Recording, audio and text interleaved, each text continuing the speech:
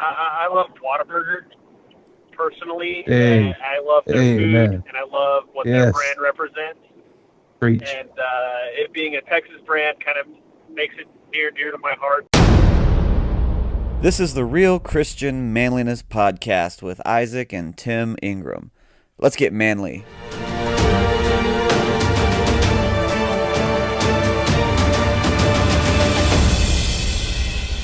Well, all right, everybody out there in the world of podcastness and self-improvement and Christian manliness.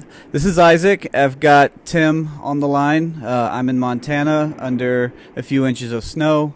And then Tim is probably in shorts and a t-shirt. No, it's 38 degrees outside. Oh, you're about 10 higher than us. So, Yeah. and so today we have a special guest. I was gonna say an old friend of mine, but we've met one time, but we had a good time, and since then I've been creeping him on Facebook, as most acquaintances do these days. Adam Hernandez, and you are in Texas. I'm not sure exactly where you are these days. Yeah, I'm in the Dallas-Fort Worth area, and we're coming in at a nice, cool, about 38 degrees here as well. So, Nice. chilly day. So that's not much difference from Fort Worth, where Tim's at. So. Yeah. No. For those of you, pretty much nobody except for Adam and I know this, but we met each other. He and his wife were part of a cares team at our apartment complex whenever we were living there in Arlington. And so we crossed paths, and it just happened to be their last event as a care team at our apartments. I think it was like a spaghetti dinner or something along those lines. And so we sat and talked for a little while, got to know each other, ended up, I think we were going to hang out, but we never did. And so we ended up Facebook friends. And so I see him all the time in the interwebs. So Adam, for all of our listeners, why don't you just give a little testimony, a little brief background on yourself? Yeah, sure. Born and raised in Texas. My testimony it has been a little bit of a bummer for me throughout my life to have a testimony that isn't super exciting or riveting or doesn't involve any near-death experiences or anything like that. I think earlier on in my teenage and college years, I was super jealous of like the people that went wayward and then were able to come back through this incredible story to know Christ. But the older I've gotten, the more I've realized how valuable it is to have a quote unquote boring testimony. So, I was raised in the church. I never felt that there was a part of my life where I grew apart from God or felt distant for that matter. And I credit my dad and my parents for a lot of that. My dad kind of went through a little bit of a renaissance in the early 90s, right after he had me, where he kind of like God revealed himself to him, and he transformed his life when I was a young kid. And because of that transformation in his life, I was able to kind of reap the benefits of what God has kind of bestowed on him. So super grateful for that. But yeah, growing up in the church, never had anything super crazy happen, but I definitely, God definitely teaches me more and more things all the time, and I love growing and learning and looking back on years and being able to say, wow, I know more than I did last year, or he taught me more than he did last year. So, yeah, long story short, nothing super crazy, but definitely am still thankful for like everything that he's done in my life. Yeah, that's pretty awesome. It's an awesome testimony, and I don't know about Tim, but I can speak for myself.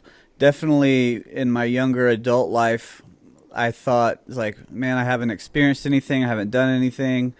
I'm just been sitting here in church, teaching Sunday school and all these different things.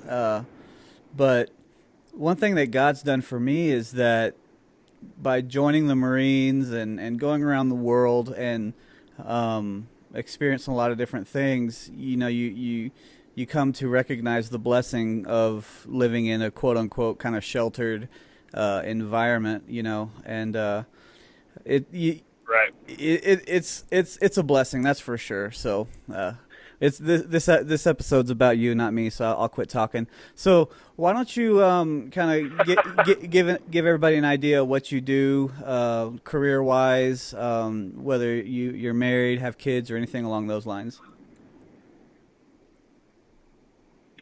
Yeah, I'm married. I got married right out of college. I grew up with my wife, and we started dating about the first month of college, our freshman year. So we dated our entire college careers and then got married right after we graduated. That was in 2013 that we got married, and we are expecting a little one on the way. He is due March 5th, so I'm sure it'll be here before I realize it, and we are incredibly excited. So, yeah, that's something that we've got going on. But that's our first, so our whole lives are going to change this year, definitely for the better. But we're extremely excited. I'll tell you that your life will change. Yeah, I don't know exactly what to expect, but I know that it's going to be valuable, and then I'm going to love it. And I feel like even the sucky times are going to still all be worth it, just because this is something that we've wanted for so long and are so excited for. So it'll be an adventure for sure. That's awesome. And then I work at Southwest Airlines. Our headquarters is in Dallas, Texas. Another kind of situation where I just kind of got hired here right out of college and have never really looked back. So it'll be 5 years next week, 2 weeks from now. It'll be 5 years that I've been with the company. Right now I work in the communications department, and I specialize in social media. So if you ever happen to meander over to the Southwest Airlines Facebook page, you might see me in like a live stream or something like that. But managing all of our proactive communications on our social media channels, and then also helping advise the rest of the company on how they can use social media to kind of meet their business objectives as well. That's pretty cool. Yeah. I don't know if I've ever flown on Southwest, but everybody that I know that's flown with them just rant and raves about how great Southwest is. And I actually read a little bit about the company in, it's probably, I don't know, a Malcolm Gladwell book or something. But yeah, that's pretty awesome. I remember seeing you interview a pilot that was retiring or something along those lines, and that was pretty cool. So yes. So that was a live stream that we did. We had our Southwest Airlines first African-American pilot who got hired back in the 70s. He was flying his last flight before he retired, and I got to go do a live stream with him in the cockpit of the plane right before they took off. So that was awesome to be able to sit in there and talk with him, just like a living piece of history, to kind of hear just his story and how he got his start. And he was actually the first African-American chief pilot in all of the major domestic airlines in the United States. So he was like a legend. So it was really cool to just sit down and chat with him and hear his story. But yeah, that was kind of a good example of the type of communication I do. It's just kind of telling those cool Southwest stories about our people and customers. That's cool. So do you have a degree in communications or social media management or something like that? Yeah, my degree is from Texas Tech University, and it's in advertising, which was in the School of Mass Communication. So that's cool. I'm doing 21st century advertising on social media. Yeah, my wife and I, we do a little dabbling in business and social media, and especially in this podcast, trying to use social media to promote it and such stuff like that. So it's a type of thing that normal rules don't apply. as far as advertising and communications go. Right. So, and if you're listening, there's a little bit of a delay, so we're not trying to be intentionally awkward here. So let me ask you this: what are some of your favorite social media sites? I know Taco Bell has a killer Twitter page, and they're always going back and forth like Arby's and different. Is there any really good ones out there that you can recommend people following besides yours? That's funny. Yeah, the fast food social media sphere is unlike anything we see anywhere else in the industry. They definitely have developed kind of just a cutthroat, like dog-eat-dog world out there, and I think the things that you see, like Arby's and Burger King and Wendy's and Taco Bell, all these people do play really well among the demographic that they're trying to target, especially like on Twitter. I love Whataburger personally. Hey. And I love their food, Man. and I love what their brand represents. Preach. And it being a Texas brand kind of makes it near and dear to my heart. But they're a lot of fun on social. They kind of have the luxury of playing in that fast food market, but also not really having to go after competitors just because they have such a regional presence and a really, really devout cult following.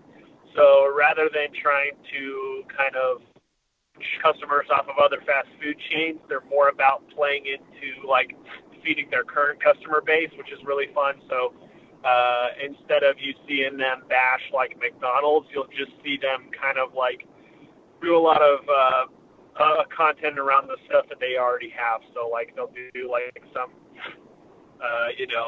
photo where like at Christmas they have like all the ornaments are the little numbers that you get for your order, and then there's like a bunch of like spicy burrito or spicy barbecue burgers under the tree or something like that. So they have a lot of fun with it. And one cool story, whenever Texas Independence Day rolled around last year, we had a customer who tweeted at Southwest and said, "You guys should give away free Whataburger on your flight today because it's Texas Independence Day and you are two Texas like born and bred brands." And so we were like, so we have good contacts with the Whataburger folks, and they sent us a message and we're like, "You want to do something with this?" And we're like, "Yeah, let's do it." So we were able to coordinate with Whataburger, and they hooked up like I think 75 burger meals and 75 chicken tender meals, and then we handed them all out to customers on a flight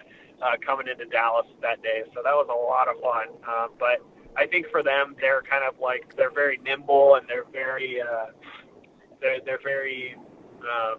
innovative, and so they get to do a lot of really cool stuff with their brand. Plus, it's like orange, it's like really bold colors. It's pretty cool. For those of you who are not from the South, Isaac and Tim can back me up and say that Whataburger is delicious. Oh, yeah. Whataburger makes a good burger. But let me ask you this. Do you enjoy an In-N-Out at all? Like, I'm not saying which one's better, but do you enjoy In-N-Out at all? Yeah, I do. And I have a hard time comparing the two because I do like them both, just in their own respect. I think will be one or the other.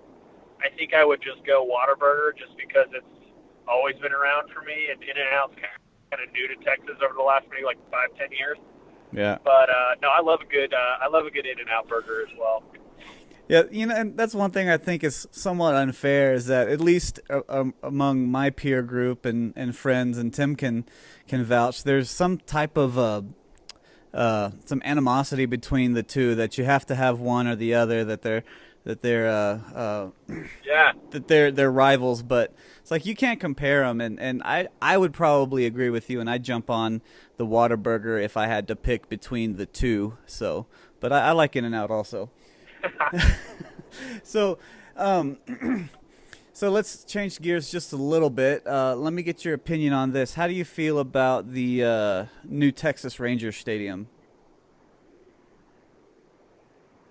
I'm excited. This was this can sum up everything that I feel about it in a game this past summer. So they announced the new stadium was going to be built.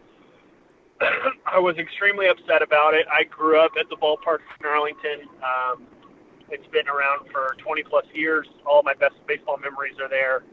It's a beautiful stadium, and I love the ballpark in Arlington. So I was so upset when they said that they're going to build a new one and tear that one down. I went to a game in August, and there was no breeze. The sun was still out, and it was about 100 degrees outside, and I'm just sitting there in the lower bowl just baking, and my, got that butt sweat going on, my shirt is soaked, and I remember sitting there thinking, you know what, I'll take the roof. I'll take the roof. This isn't worth it. Isaac, I tell people, go. The difference between the stadium we have and the new one is that I will be at the games in August, regardless of whether they're outside or inside.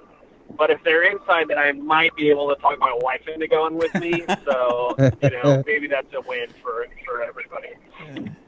I don't know if you remember this, Isaac. Remember that time we got those $5 tickets, those really good tickets for $5 off of StubHub, and then we came home that night looking like lobsters. Oh yeah, yeah. We were figured out why they were only $5.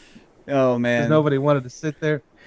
Yeah, whenever I first heard that they're going to build a new stadium, I'm like you. I remember in 94, 95, whenever they built it, and I remember going into the stadium that preceded it. But, there's kind of that nostalgia that's going to go away because, you watch a lot of stuff there. But if it helps the franchise and helps families come together and enjoy baseball together, I think it's a win. I agree. So, you said you grew up, in a Christian home and you go into church and stuff like that, and you mentioned your dad. What role did he play as far as being a leader and being a Christian in the home? Was it just like you go to church, or was he leading by example? Or can you explain that whole dynamic a little bit? Yeah, so I kind of mentioned it earlier, but I think my parents have always known the Lord, especially before I was around. But around 92 or 3, I think, my dad kind of had a come to Jesus year where he kind of got involved with the Promise Keepers men's organization. And he kind of took it upon himself to become the dad that he always wanted for himself, and really, really dedicated himself to being a true man of God. And so I was too little at the time to know what was going on and or interpret any type of difference. But these are things that he's kind of shared with me as I've gotten older. For him, I think he poured himself into being a dad, just because I think that's what he wanted to be. And so he taught me a lot of lessons, and you guys can probably attest if you have a similar relationship with your dad. He taught me a lot of lessons I didn't know I was learning until I was older. You think he's crazy sometimes, and then you get older and you're like, man, that guy really knew what he was talking about. So he set a really good example for me, and he took it upon himself to be actively involved in my growth as a believer.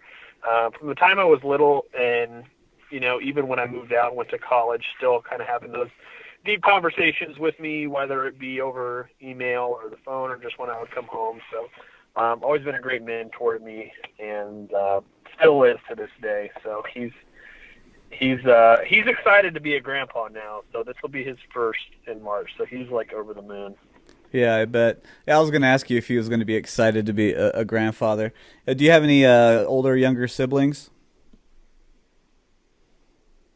I've got a younger sister. She just got married last year. She actually married one of my friends from college.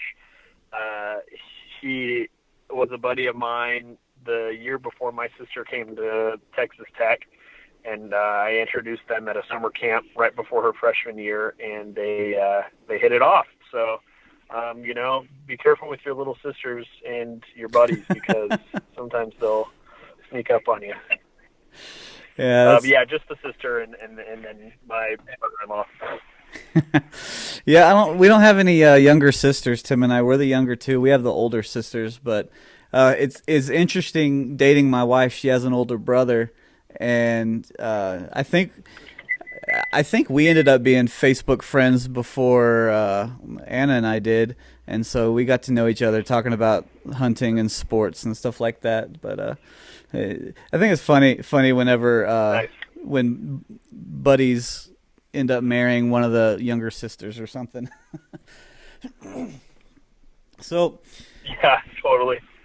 So we got about 5 or 10 minutes left. Let me ask you a couple questions that I emailed over to you, and I might do them out in a different order because I don't remember what the order was. But outside of your dad, and maybe like a pastor or something like that, who is your hero or biggest mentor in your life? I thought about that when I read it. I think my dad he's been everything that I needed from a male mentor in my life, that I've never really sought out anything elsewhere. But in the last 3 or 4 years, have really come to value and understand how important it is to have a good community. And we got involved with a small group at our church when we joined after we got married, and we've been with the same gang for about 4 years now. And I think if you guys are involved in a good community, you can attest to the value of having a group of guys that you know extremely well, and everybody can it's that iron sharpens iron type thing. Yeah. Where there's a few guys in there that are 3 or 4 years older than I am. There's a few guys that are my age. And so being able to kind of like talk to and kind of meet with guys that are just a handful of years older than I am, but still able to give that like really good, solid, like life advice, or have those good, discussions about, growing and everything. That's definitely something that I valued. And I know that this is like experiencing that has been a really good reminder to me of like God's intent for community and like the church itself. So those guys have been awesome in my spiritual growth, and it's cool to have them around. Yeah, and you're exactly right, and that's part of the reason why we started this podcast is because me moving up here to Montana and Tim and all of my buddies being home, there's a lack of community, and so we kind of put this together. But also for guys out there who may not have mentors, and, and we're not saying that we're like the greatest people in the whole world, but somebody that can have a positive influence and speak truth. And also that's why we like interviewing different people, because you might be able to find somebody that you can, whether famous or not famous or prominent or not, that you can kind of look to and say, hey, this guy's got it together. I need to be like him, as he tries to be like Christ. So that's an awesome point that you put together about community. So Adam, if you had a billboard anywhere in the world and you could put anything on it, larger than life, what would you write on that billboard? It's a good question. I don't know, man. I feel like I would want to do something funny or just something a little bit different. I think if I could have my own billboard, I would probably make it a joke, and then I would probably put like my social media handle on there to get people to try and follow me, try and kind of build that investment. I will tell you, when I was in college, I thought that I wanted to write print ads and outdoor ads. and I still would love to do that. But yeah, I used to love to write billboards for a lot of my advertising classes. I think if I had to pick one, I would probably do I think I would do some sort of something. I don't know. I always like something that's like a little bit interactive. Maybe like a multi-billboard where, you see one and then 5 miles down the road you see another one that kind of plays off the first one. I'm just spitballing here because I don't have any solid ideas, but well, I think something funny lines up with your character, so think about it.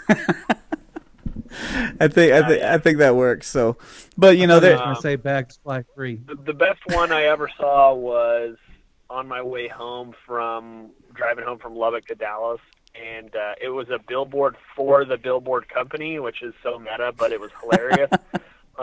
You guys are guys, so you probably remember the stupid joke where you would hold like your hand and making the number 3 and making a circle with your pointer finger and thumb down like below your waist and trying to get your buddies to look at it. There was a billboard with that on the billboard, and it said, "You looked." And then the next billboard said, we can help people make people look, or something like that. It was for the billboard company. I was like, wow, that is genius. That's funny. That's some advertising right there. So it was greatness. Yeah, anything like that would be totally up my alley. And I even though we met that one time and we got hooked up on Facebook, like you seem to like you have a good time, and I appreciate that.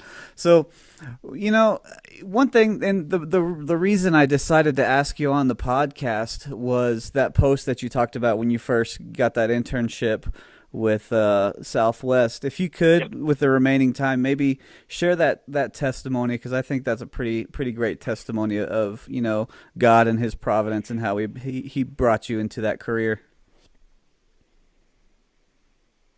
Yeah, absolutely, and I will try and do it as quickly as possible because I know I can be a little long-winded. So I graduated college in the fall of 2012, so 5 years ago. And around October, I put in for some internships at Southwest Airlines. It was definitely where I wanted to work. I would be able to move back home and work at a good company, which is what I always wanted to do. Travel benefits. It's a fun place to work. It was just like my dream to work there.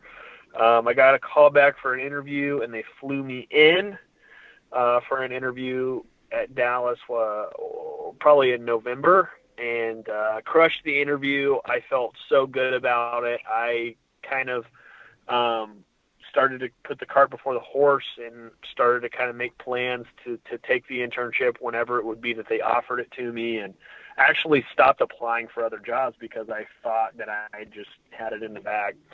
We got a call a few weeks later. They told me that I did not get the position, to my shock, and by that time it was almost graduation, and I started scrambling, looking for jobs, trying to find something, turning over every rock, and just really coming up empty. I think we can all probably relate to a time in your life where you tried to sort of force your own will into existence. And I think that was definitely this time for me, where I was just trying to take it upon myself to make something cool happen, or just to make anything happen. And I think that was the beginning of God trying to teach me that my gifts and talents and skills and what I thought I was good at were not really intended for my own personal well-being.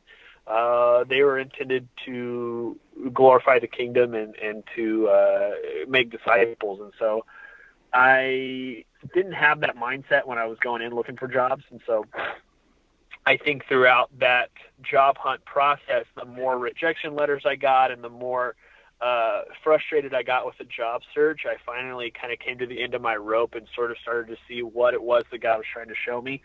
Really that our lives are so much more than whatever job we have or wherever we live or, any of those sort of worldly titles and possessions. And I was able to kind of sort of let go and understand that once you've dedicated your life to Christ, your life is sort of not yours to control anymore, if that makes sense. And I don't mean that in like a sense that you don't get to choose anything you do anymore, but it is like everything you do is for purpose of serving the kingdom. And so by the time graduation rolled around, I had resolved that I was just going to go to the grocery store that I worked at in college when I was home for the summers, and I was totally cool with it. And I was like, you know what, like, I'll go work at the grocery store. God will show me some cool things. I'm not worried about it. And so I felt like I finally kind of had the attitude that God was trying to make me understand.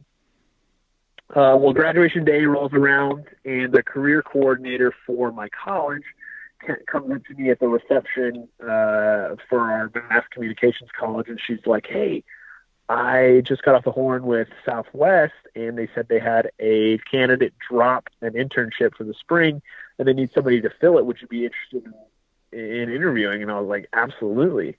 And so that was a Saturday, and then the following Tuesday, I was back in Dallas, moved home, went out, interviewed. They offered me the job that day, took it, and then was able to kind of shoehorn that internship into a full-time career, and have kind of bumped my way around the community or around the company ever since. But yeah, it was just such a cool moment, and I love sharing that story, especially with new grads and prospective grads, of just like being able to kind of let go of what you're trying to make happen. And not only is it important to kind of like let God take control, but be okay with that too. So, you know, it's one thing to say, well, God's in control, but, you know, still maintain that anxiety or that like fear of the unknown. But it's taking that next step and being able to say, well, I'm okay with whatever it is that God's calling me to do, because I know my true purpose is making disciples and glorifying the kingdom.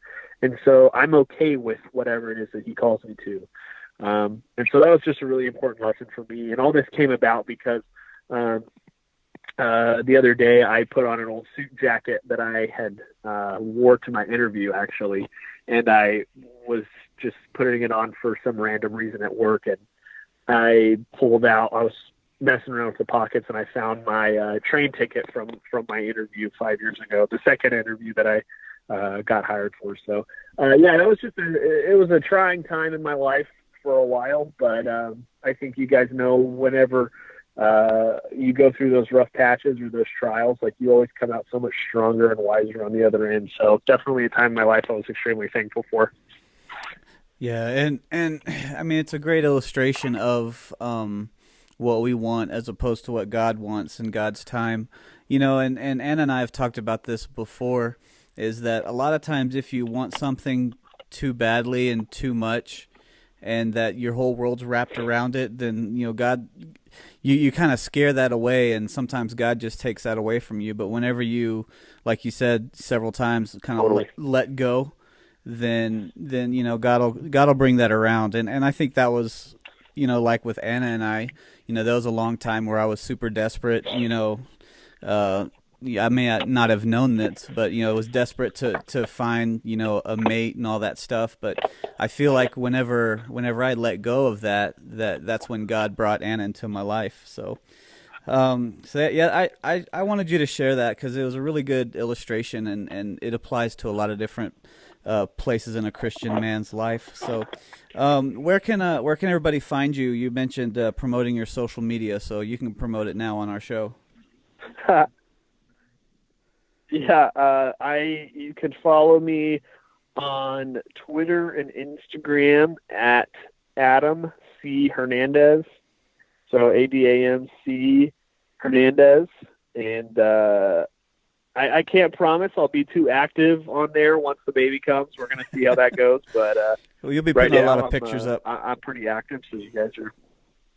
Yeah, I'm trying to decide if I am either going to be like the one that just doesn't have time for it, or if I'm going to be like the annoying social media dad that just posts a picture of his kid every single day. So we'll see.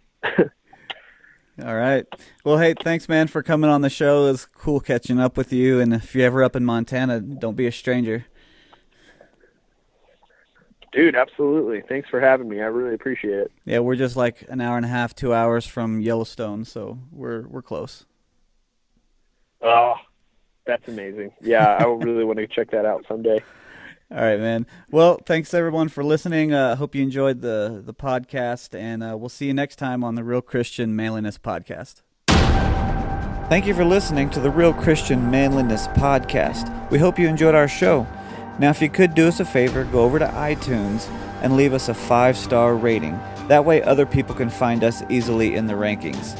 And if for some reason you don't think we deserve 5 stars, give us whatever you think we deserve, but please explain why we got that rating in a review. Now make sure you subscribe and have a great day.